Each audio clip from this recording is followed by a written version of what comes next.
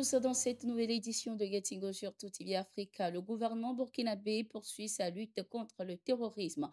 En collaboration avec la population, 358 personnes ont été interpellées par les forces armées suite à 726 dénonciations. Ce bilan concerne la période du 4 septembre au 4 octobre 2024. Ces individus sont accusés d'observation hostile et d'espionnage de nature terroriste sur l'ensemble du territoire national. Les contributions citoyennes via les centres d'appel ont abouti à 726 dénonciations. Pendant la même période, les forces de police et de gendarmerie ont interpellé 358 personnes pour des faits d'observation hostile ou d'espionnage de nature terroriste, dont 63 dans la ville de Ouagadougou, a déclaré le ministre de la Sécurité du Burkina Faso, Mahamadou Sana.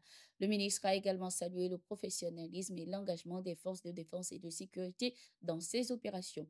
Le Burkina Faso lutte depuis quelques années déjà contre le terrorisme qui touche la sous-région et le pays. Le 17 octobre 2024, l'armée a reçu de nouveaux matériels logistiques pour améliorer ses opérations de lutte contre l'insécurité. En Russie, il y a quelques jours, le Premier ministre Joachim Apollinaire de Tambela a souligné que son pays a besoin davantage de matériel pour ses opérations de sécurisation. La tension entre le Bénin et le Niger semble s'apaiser ces derniers temps. Le gouvernement nigérien a nommé Kakade Bachirou en tant que nouvel ambassadeur de Niamey à Cotonou au Bénin. Sa mission sera de promouvoir la coopération dans divers domaines, notamment la sécurité, le commerce et la culture.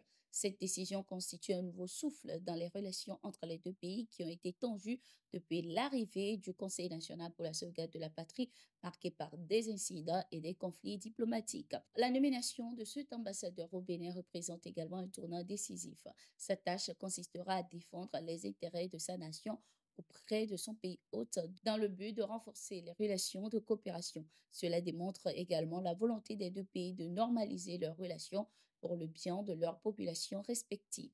Au Congo-Brazzaville, les ministres sont interdits de quitter le pays jusqu'à la fin de l'année 2024. Dans une note du Premier ministre congolais Anatole Colinet Makuso, les missions à l'étranger des membres du gouvernement, des hauts fonctionnaires et autres agents de l'État financés par le budget général sont suspendues, sauf celles impliquant le président de la République.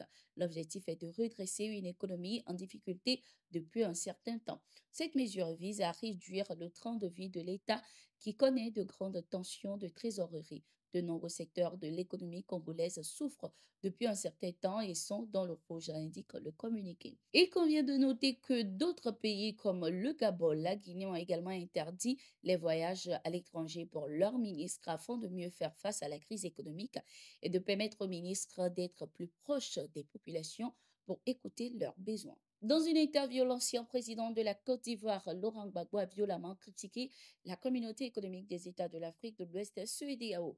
Il a dénoncé l'inaction de l'institution face au terrorisme qui secoue les pays membres, justifiant ainsi les décisions des pays de l'AES de se retirer. Candidat à la présidentielle, Laurent Gbagbo a affirmé qu'il améliorerait nettement les relations entre l'AES et son pays s'il est élu président. Écoutons-le.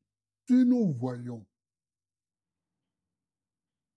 que 3 États ont quitté la CEDEAO pour créer l'AES, il faut se demander pourquoi. Pour vous, c'est justifié? Ah oui, pour moi, c'est justifié. J'ai été président 10 ans de la Côte d'Ivoire. Et dans la CEDEAO, la Côte d'Ivoire n'est pas rien. C'est le leader presque. La Côte d'Ivoire n'est pas rien. Mais la CEDEAO ne s'attaque pas aux problèmes qui se posent aux États de l'Afrique de l'Ouest. Comment ça? Il y a Boko Haram au Nigeria. Qu'est-ce que la CEDEAO a fait contre Boko Haram? Rien. Il y a les rébellions qui affligent le Niger, le Mali, le Burkina Faso et la Côte d'Ivoire aussi. Qu'est-ce que la CEDEAO a fait?